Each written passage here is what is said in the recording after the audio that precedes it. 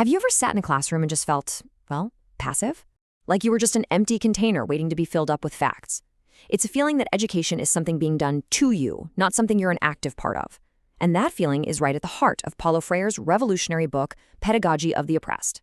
See, the Brazilian educator Paulo Freire looked at this and saw it not as some kind of accident, but as a feature of a system that's built for control. He argued that for education to actually mean something, to be empowering, it has to be a dialogue, not a monologue. It has to be a tool that lets people see, understand, and then actually change their world. So why does school so often feel like this? Well, Freire's big idea is that education is never, ever neutral. It's not just about learning stuff. It's either a tool that gets people to accept the world as it is, or it becomes a practice of freedom. There's no middle ground. To describe that traditional, disempowering model, Freire came up with a name that just perfectly captures what it does. He called it the banking model of education. And it's exactly what it sounds like. The teacher is the depositor, and the students, well, we're the empty bank accounts.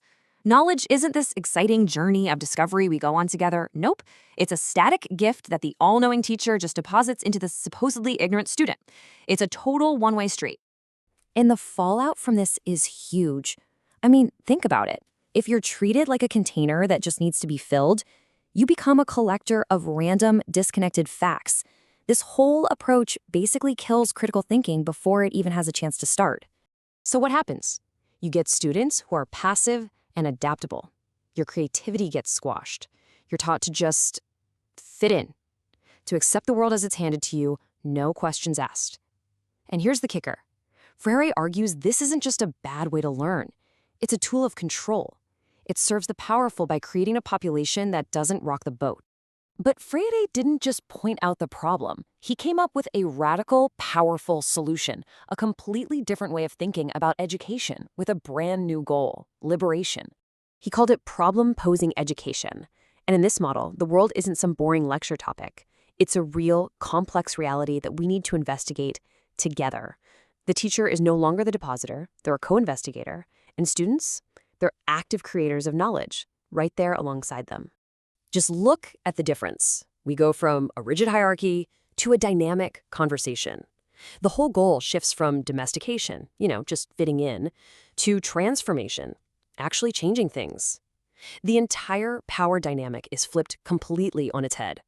So how do we actually do this? How do we make that leap?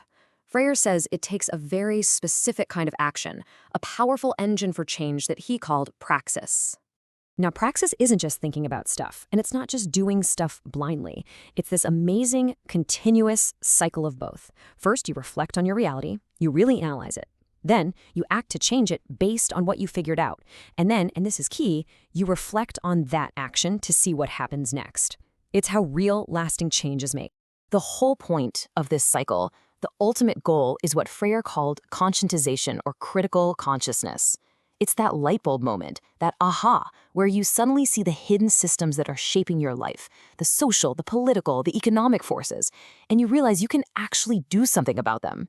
It's about going from being a passenger in your own life to being one of the drivers.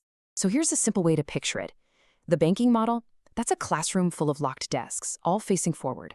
It's static, it's individual, and the teacher has all the keys. But the problem-posing model, that's more like a shared workshop. It's dynamic, it's collaborative, and everybody is working together, using the tools of dialogue and curiosity to build something new. So what's the big deal? Why does this shift from a classroom to a workshop matter so much?